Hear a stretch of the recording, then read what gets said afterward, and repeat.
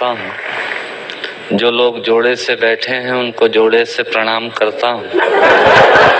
जो विवाहित किसी कारण से अकेले बैठे हैं उनसे निवेदन करता हूँ कि घर जाकर मेरी तरफ से चरण स्पर्श पहुँचाएं। जो कुंवारे बैठे हैं उनको इलू इलू करता हूँ।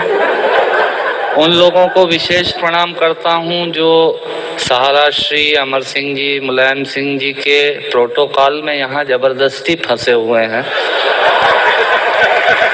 जिनका कविता से कोई लेना देना नहीं। मैं उनको प्रणाम करता हूँ।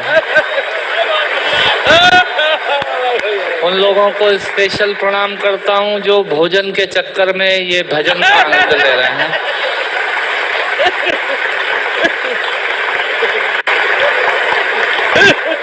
हंसना सिर्फ आदमी के नसीब में है। आपने कभी किसी गधे को हंसते हुए नहीं देखा होगा। यदि देख लें तो समझ लीजिएगा ये आदमी होने की तैयारी में है। और किसी आदमी को गुमसुम उदास बैठा देख लें तो समझ लीजिएगा कि ये वो होने की तैयारी में है। आनंद से बैठिएगा। मैं आपको ज्ञान की एक भी पंक्ति नहीं सुनाऊंगा। भगवान महाकाल की कसम खाकर कहता हूँ। इस देश में अमिताभ जी आजकल ज्ञान की स्थिति बड़ी खराब चल रही है। सवेरे 18 चैनल खोलो तो 19 बाबा प्रवचन देते हुए मिल रहे हैं और उसी समय हम ब्रश करके थूक रहे हैं। भारतीयों का कुछ हिसाब किताब समझ में नहीं आता। भारतीय आदमी अपने तरीके से जिंदगी जीता है। सहारा श्री बैठे हैं, मैं आपको बताना चाहता हूँ भारतीय आदमी होता क्या है। बेसिकली भारतीय आदमी वो होता है जो टूथब्रश के आगे वाले हिस्से के खराब हो जाने के बाद चाकू को गर्म करके उस पोर्शन को काटता है और बचे हुए हिस्से से पजामे में नाड़ा डालने का यंत्र बनाता है। ये होता है भारतीय आदमी। इधर से तालियां कम बज रही हैं, इधर का मामला ठीक है। मुझे याद है भारतीय आदमी हीथ्रो एयरपोर्ट पे, लंदन में हीथ्रो पे एयरपोर्ट पे मशीनें लगी हुई हैं पॉलिश करने की जूतों पे। एक पैर डालो पॉलिश हो जाती है, दूसरा पैर डालो पॉलिश होने के बाद वो पैर पकड़ लेती है। फिर उसमें 50 सेंट्स डालिए तो वो पैर छोड़ती है। भारतीय पहुंचा एक, उसने एक पैर एक मशीन में पॉलिश हो गई, दूसरा पैर दूसरी मशीन में फंसा दिया। मुलायम सिंह जी, मरण तो उस आदमी का हुआ जो अंग्रेज आया। उसने जैसे ही पहला पैर फंसाया मशीन ने पैर पकड़ लिया। उसकी काउंटिंग में तो 2 हो गए। भारतीय आदमी ये होता है।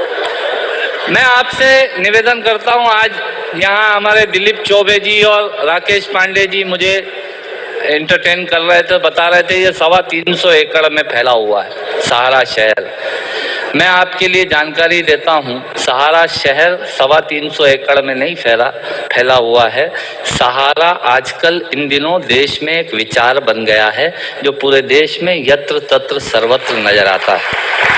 और हथौड़े ने चाबी से पूछा, सुन चाबी, लोहा तो तेरे पास कम है, ताकत तेरे पास कम है, पर तू ताले को इतनी सरलता से कैसे खोल लेती है और मुझे खोलने में बहुत ताकत लगती है। तब चाबी ने हथौड़े को जवाब दिया कि सुन हथौड़े, लोहा और ताकत तेरे पास ज़्यादा है, पर तू ताले की ऊपरी सतह को छूता है और मैं ताले के अंतर मन तक जाती हूँ और उससे निवेदन करती हूँ और वो खुल जाया करता है। स्वर्गीय हरिवंश राय बच्चन जी ने लोगों के दिलों में उतरने का प्रयास किया, इसलिए वो 100 वर्ष बाद भी आज भी हमारे अंतस में हैं। लोग दिमाग पर छाते हैं, उन्होंने दिल में पहुंचने की कोशिश की। मैं उनकी स्मृति को प्रणाम करता हूं और एक छोटी सी हास्य व्यंग की कविता से अपनी बात समाप्त करता हूं। जब मैं कहूं मजा ही कुछ और है, आप ताली बजा दीजिएगा। ये इनका तकिया कलाम होता है। जिनकी आखिरी उंगली के नाखून का भी ऑपरेशन नहीं हुआ, वो आपको बाईपास कराने के लिए हॉस्पिटल का सजेशन देने आ जाएंगे। ये होते हैं रायचंद। सुनिएगा, आनंद लीजिएगा और ऑब्जर्वेशन देखिएगा। दांतों से नाखून काटने का, छोटों को जबरदस्ती डांटने का, पैसे वालों को गाली बकने का, मूंगफली के ठेले से मूंगफली चखने का, कुर्सी पे बैठ के कान में पेन डालने का और रोडवेज की बस की सीट में से स्पंज निकालने का। मजे ही कुछ और है। मजा ही कुछ और है। एक ही खूंटी पे ढेर सारे कपड़े टांगने का, साइकोलॉजी है। एक ही खूंटी पे ढेर सारे कपड़े टांगने का, नए साल पे दुकानदार से कैलेंडर मांगने का, ये एक शौक होता है। क्यों सेठ जी, इस बार कैलेंडर वैलेंडर नहीं आए क्या? मैंने कहा तेरे घर में जगह तो है नहीं टांगने की, क्या भाभी की चोटी पे टांगेगा कैलेंडर?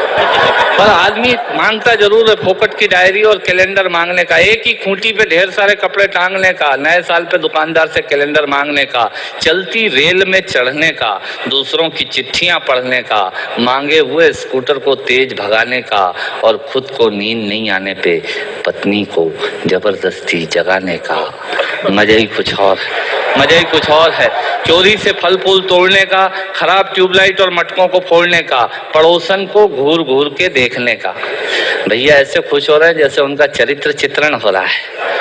चोरी से फल फूल तोड़ने का, खराब ट्यूबलाइट और मटकों को फोड़ने का, पड़ोसन को घूर घूर के देखने का, अपना कचरा दूसरे के सामने फेंकने का, बाथरूम में बेसुरा गाने का और थूक से टिकट चिपकाने का। मजा ही कुछ और है, मजा ही कुछ और है। ऑफिस में लेट आने का, फाइल को जबरदस्ती दबाने का, चाट वाले से फोकट की चटनी डलवाने का। भैया थोड़ी चटनी देना। ऑफिस में लेट आने का, फाइल को जबरदस्ती दबाने का, चाट वाले से फोकट की चटनी डलवाने का, बारात में प्रेस किए हुए कपड़ों पे फिर से प्रेस करवाने का, ससुराल में साले से पान मंगाने का और साली की पीठ पे धोल जमाने का। मजा ही कुछ और है, मजा ही कुछ और है। ब्याज के माल से मलाई खाने का, थर्ड क्लास ससुराल को फर्स्ट क्लास बताने का। ससुराल किसी की बुरी नहीं होती और साला तो विवेकानंद जी से कम बुद्धिमान किसी का होता ही नहीं है। और ब्याज के माल से मलाई खाने का, थर्ड क्लास ससुराल को फर्स्ट क्लास बताने का, पंगत में बैठ के एक ही सब्जी के लिए दो दोने लगाने का, आरती में सबसे ज्यादा फटा हुआ नोट चढ़ाने का, दूसरे के टेलीफोन से चिपकने का, गुटखे और पान इधर उधर पिचकने का, कमजोर से बेमतलब लड़ने का और पत्नी को रोज रोज परेशान करने का। मजा ही कुछ और है।